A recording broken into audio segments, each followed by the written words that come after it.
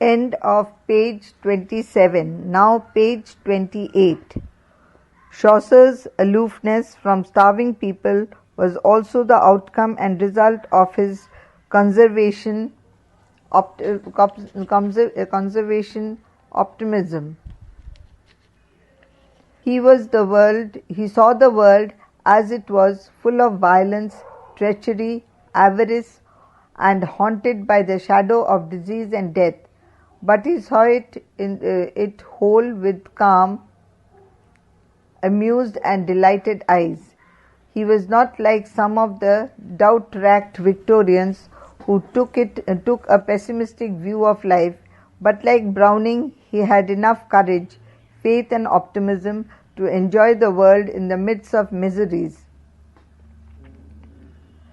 Chaucer took delight like a roe, R-O-E, in the sunny and bright pleasure of life. Intense sobriety and Chaucer were poles apart. He was a man of artistic, jovial, gay and tolerant disposition. Hence, the sufferings, moanings and groanings of the poor made no intense appeal to Chaucer as they appealed to Langland and Gower. As Chaucer was the representative of the court, Langland and Gower were enthusiastic and zealous advocates of the common people. The vision of Piers the Ploughman by Langland proved a clarion call to the peasant uprising. Moody and Lovett considered that more than Langland and Chaucer,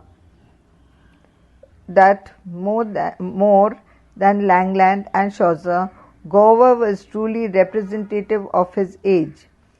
Gower, in the Vox Clamantis, sketched the naked, pitiable picture of the serfs, the low wages, the devouring plague, the scarcity of food, which resulted in the widespread hunger and discontent.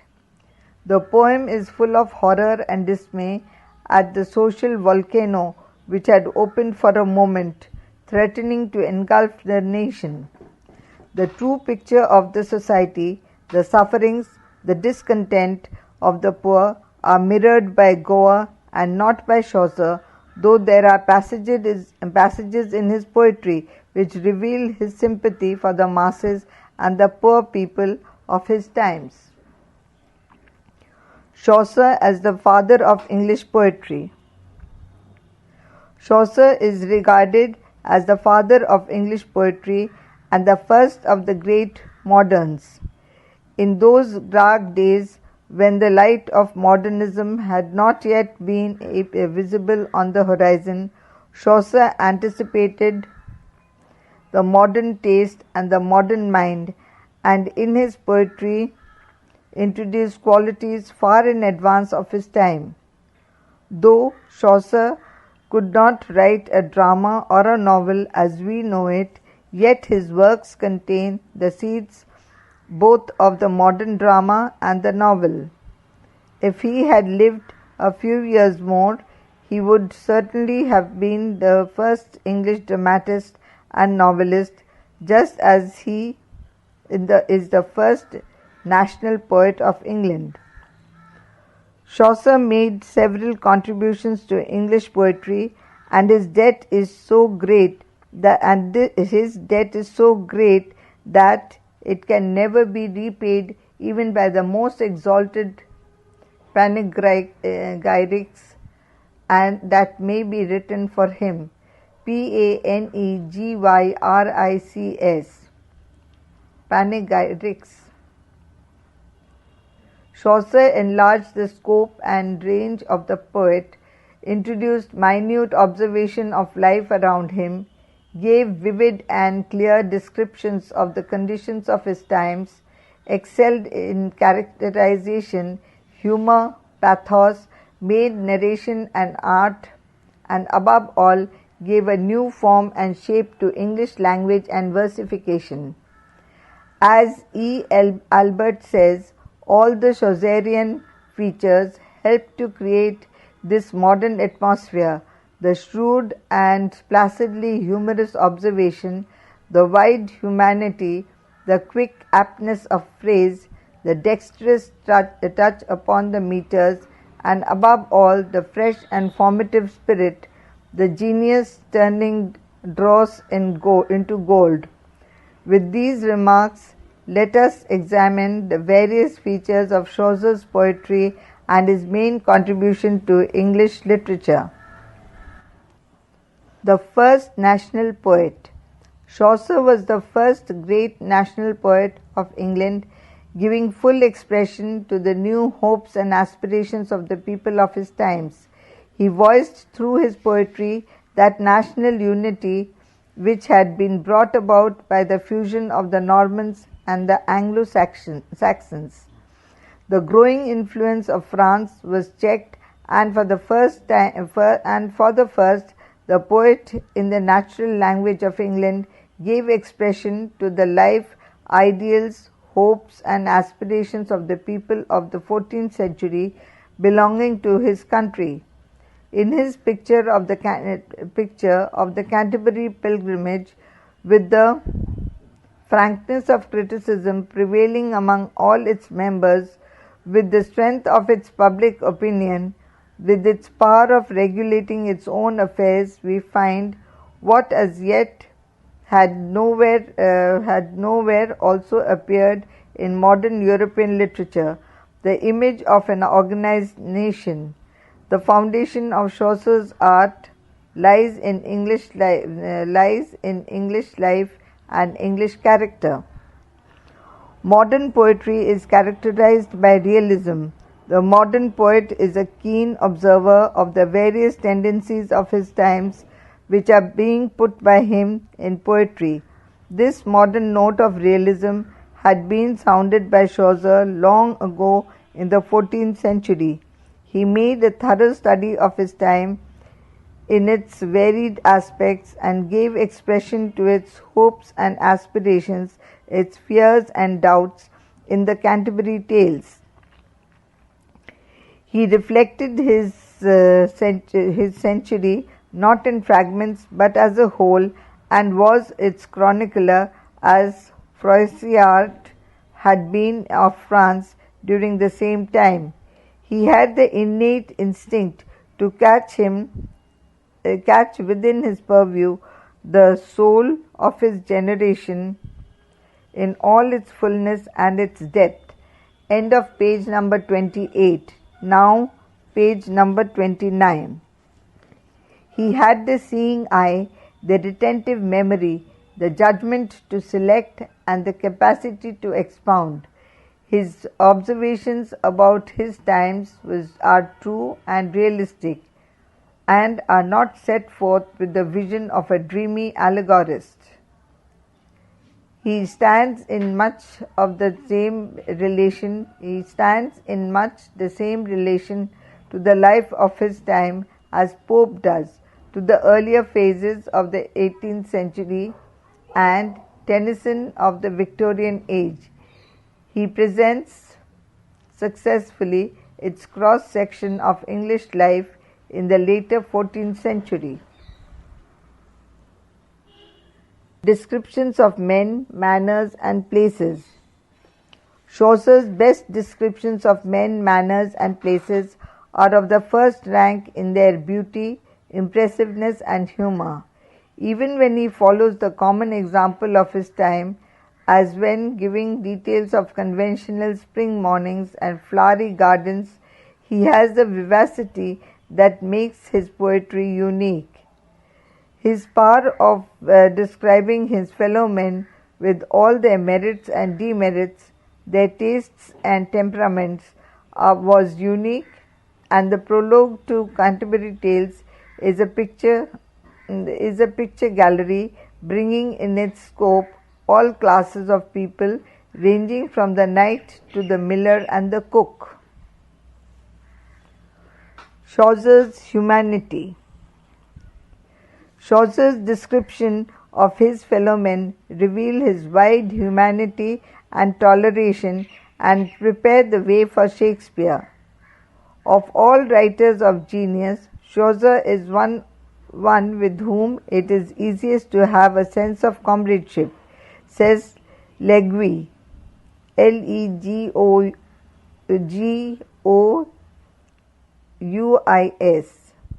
Chaucer's wide sympathy and gentle humanity make him adorable and lovable among the English poet.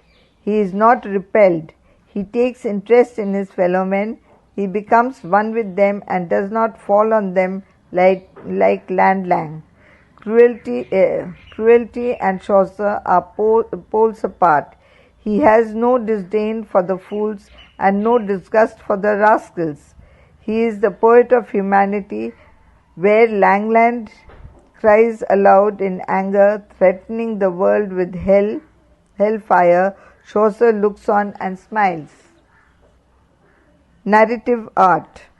Chaucer made notable contributions to the art of storytelling, and what Morris did later in the earthly paradise was achieved by him in the Canterbury Tales. He is the supreme storyteller. In his stories, the narration, in spite of certain digressions and philosophical reflections, is straightforward and unhampered. He introduces humor in his narration and makes his stories lifelike and living. There may be long speeches in his stories, a common fault of the times, but when he rises above the weaknesses common to the time, he is terse, direct, and vivacious. As a teller of many tales in terse, he has been equalled only to Burns, and by Burns only to Tom O'Shanter. Characterization. Chaucer made significant contribution to the art of characterization. Chaucer is the first English painter of character, says A.C. Ward, because he is first a great observer of it among European writers. He presents his characters in a masterly manner. His characters are both individuals and types. They are timeless creations on a time-determined stage. Every age in Canterbury pilgrimage is the pilgrimage of the world, and the pilgrims the epitome of mankind. His characters, like those of Shakespeare, are lifelike, and we cannot forget them. The knight, the friar, the pardoner, the wife of Bath, the doctor of physic are living characters and have eternal freshness about them. Chaucer's characters, no doubt, belong to their age, but they are also of all times. Their traits are universal. The lineaments,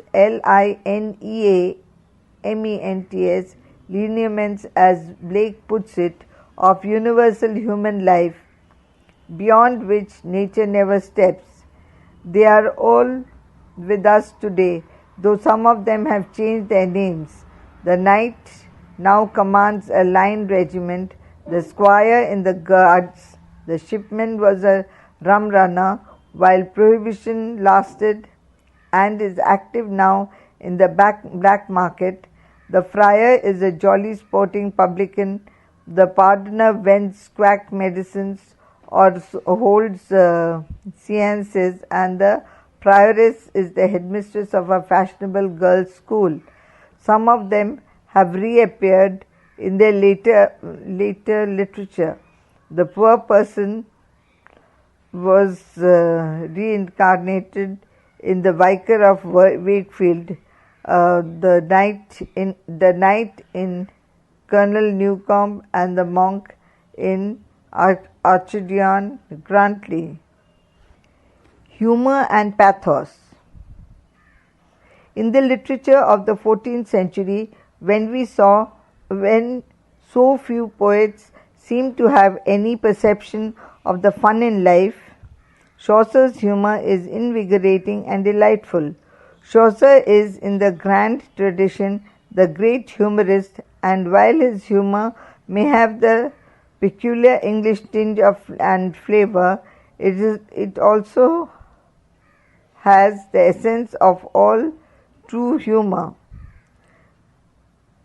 This places him in the very first line of humorists: Shakespeare, Cervantes, Rabelais, Molière, and Dickens.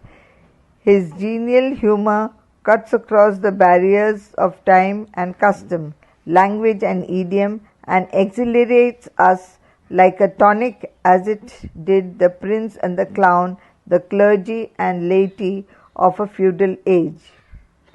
End of page number 29, now page number 30. His End of page number 28, now page number 29. His understanding sympathy with the seamy side of life, his keen sense of ludicrous which made him alive to any incongruity or absurdity, genial temperament which made him observe with amused delight and half-shut eyes the frailties and foibles of mankind, all these made him a great humorist. The humor which seeps nearly all his poetry, says Albert, has great variety. Kindly and patronizing, as in the case of the Clerk of Oxford, broad and semi-farcical, as in the Wife of Bath, pointed, satirical, as in the Pardoner and the Summoner, or coarse as happens in the tales of the Miller, the Reeve, and the Pardoner. The prevailing feature of Chaucer's humor is its urbanity, urbanity, urbanity, the men of the world's kindly tolerance of the weaknesses of his erring fellow mortals. Chaucer lays less emphasis on pathos, but is not overlooked. In the poetry of Chaucer, the sentiment is human and unforced. We have excellent examples of pathos in the tale of the prioress and the legend of good women. Chaucer's pathos is not sentimental, he exhibits sympathy for inevitable sorrow. This distinguishes him from Boccaccio and makes him the precursor of Hamlet and Othello. He is not a sentimentalist, he does not go out of his way for pathetic effect, but in the clerk's tales and the tales narrated by the mincing prioress, he shows an immediate, unforced, unfaltering sympathy which can hardly be paralleled. Love or outdoor life. A specially charming feature of his poetry is its freshness and out-of-doors atmosphere. His descriptions of the country are often indeed in the conventional manner of his time, and his garden, landscape, and May flowers are to some extent things of tradition only. But he has real love of nature and particularly of spring, and when he writes of these, as in the prologue and the Knight's Tale, the personal accent is unmistakable. Dramatic elements in Chaucer's poetry. Chaucer has been called a dramatist in all but the fact. We have all elements of drama in his tale story: characterization, dialogue, conflict, and setting. He is essentially a dramatist, and if his great work does not appear in the conventional dramatic form, is an accident of the time, and by no means proves a want of power or original conception or of artistic skill in the author. The admirable conception of character, the consummate skill with which each is sustained and developed, and the nature, life and spirit of the dialogue abundantly prove that if the drama had been known in Chaucer's time, is a branch of living literature, he might have attained to as high an excellence in the comedy as any English or continental writer. Chaucer's method of narration is dramatic. All his characters talk in a dramatic manner. The most sustained dramatic characters is that of the host. The spirit of comedy pervades through his tales. Chaucer as a precursor of the English novel. In Chaucer's Troilus and Cressida and the Canterbury Tale, we have the seeds of the novel which was cultivated by others at a later stage. The prologue to the Canterbury Tales is the prologue to modern fiction. It is the preface to John Quixote and the preface to Gil Blas. The tales, with their characters and their atmosphere, are novels in miniature. Delightful as these tales of the Canterbury Pilgrims, yet the poem in which Chaucer moves towards the novel is Troilus and Cressida. Its heroine is the subtlest piece of psychological analysis in medieval fiction, and the shrewd and practical Pandarus is a character whose presence of itself brings the story down from the heights of romance to the plains of real life. Chaucer's contribution to English language and versification. Chaucer made notable contribution to the English language and versification. In 1360, English was split in 4 dialects. Chaucer popularized, reshaped and reformed the East Midland dialect and gave it the form of the standard tongue. He imparted to his native tongue smoothness and suppleness which it had not known since the Norman times, and breathed into this dialect a high poetical life. In the sphere of versification, Chaucer made substantial contribution.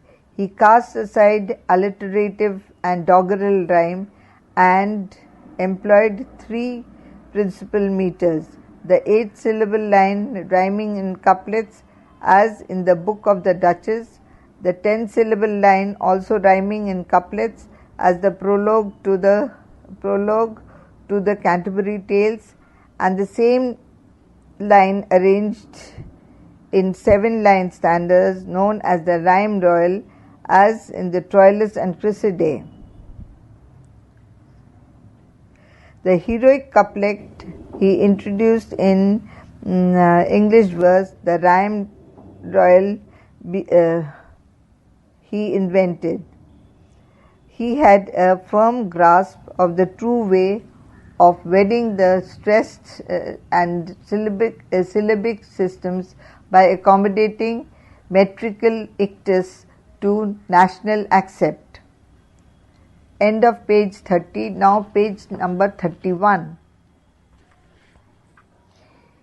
In his shorter poems, he made, however, endless metrical experiments and showed a mastery of intricate verse forms remarkable even in an age when the French had made verse writing a matter of almost gymnastic skill. Chaucer kept the sense of melody from his very earliest poems. His work is almost faultless, and as he progressed in his skill, his music became constantly more varied and flexible. He was an artist in verse effects who not only wrote with the metrical accuracy, fluency and variety that have rarely been surpassed, but also paid constant and delicate heed to the necessities of rhythm and tone color. Chaucer's appeal to the modern times. Chaucer makes the profoundest and deepest appeal to the readers of modern times.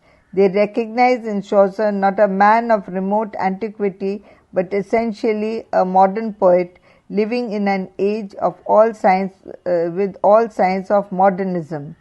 The age in which Chaucer lived was essentially at the head of the modern age, for it broke off with the Middle Ages and heralded the birth of the new age of the Renaissance.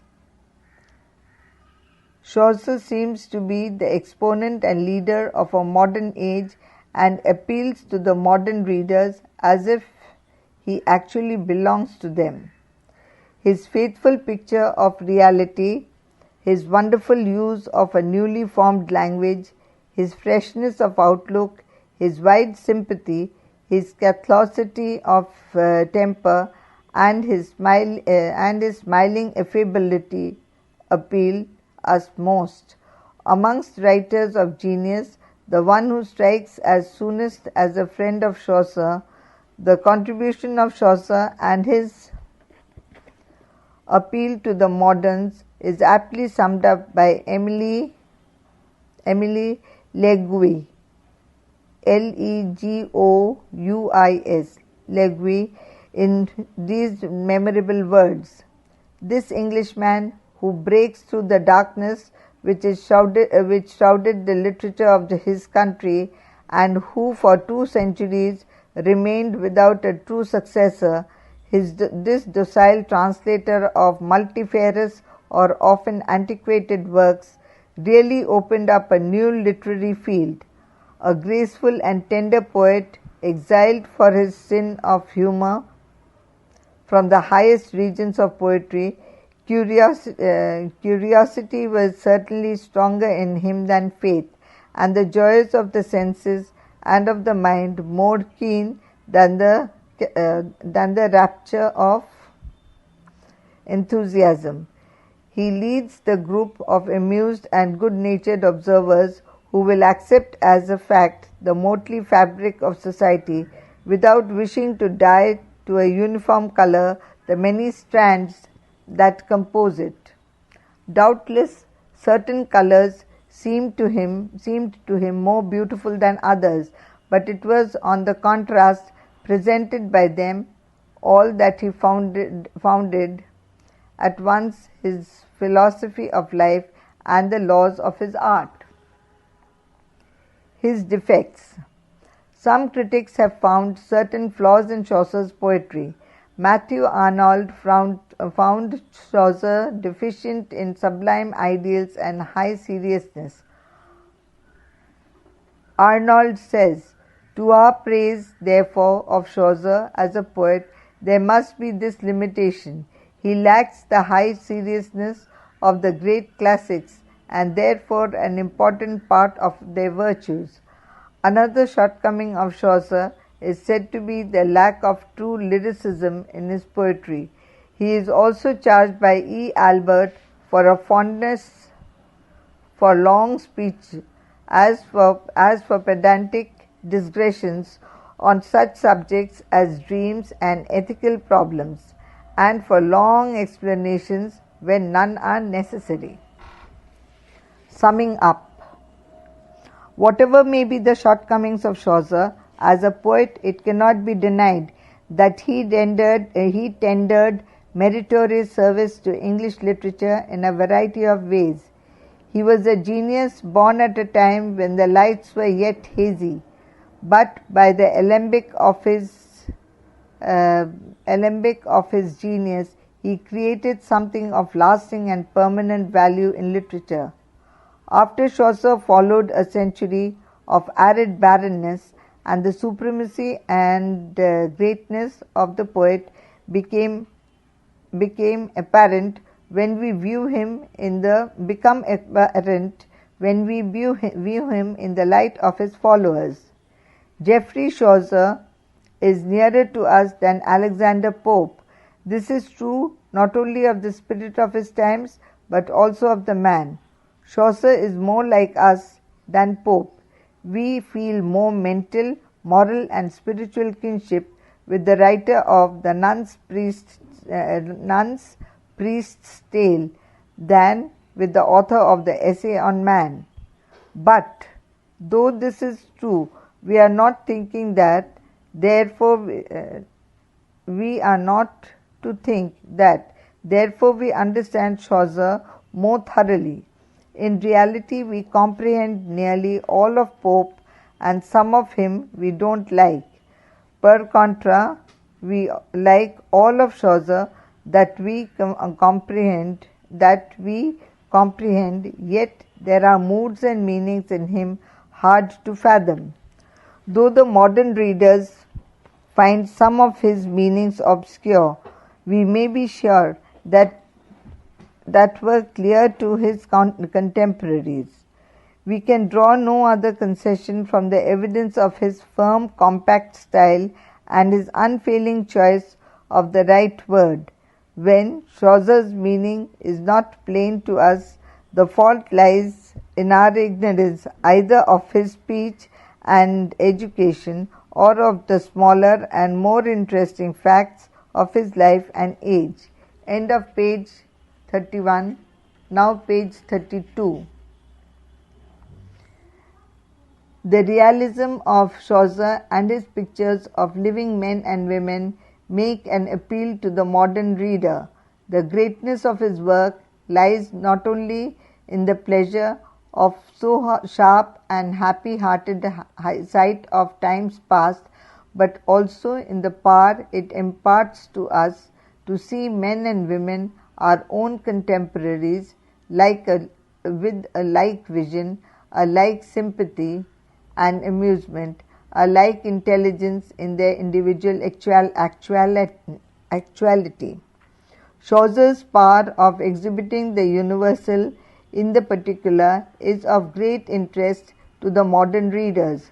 Chaucer's characters are individuals as well as types, but above all they appear to be men of our own times. We can recognize them as our kith and kin. In the words of William Blake, their traits are universal, their lineaments are of universal human life beyond which nature never steps. They are all with us today, though some of them have changed their names. The knight now commands a line regiment, the squire is in the guards, the shipman was a rum runner while prohibition lasted and is active now as the black market, and the prioress is the headmistress of a fashionable girls' school. The greatest quality which makes Chaucer's appeal so widespread in our times is his freshness of outlook, his catholicity of temper, his spirit of comradeship, and his optimistic and joyous appreciation of life. Chaucer's hilarity, good-humored jest, tolerance and sympathy for all have won for him a wide applause. He was a man of the world, mixing freely with all types of mankind, and he used his opportunities to observe the little peculiarities of human nature. He had the seeing eyes, the retentive memory, the judgment to select, the capacity to expound, and this quality of Chaucer makes an appeal to the modern readers, and so Chaucer is recognized as the earliest of the moderns. He is the representative poet of England of the later 14th century, but he is also one of England's representative poets of all times. He was responsive to the touch of the time spirit, yet he was not limited by it. No more human poet than Chaucer has survived to us. He is of an age, but he is also for all times. While he was true to the life of his time, he was also to those external elements in human nature that belong to all times. He is modern as Homer is modern in his sympathetic touching of the fundamental chords of human nature.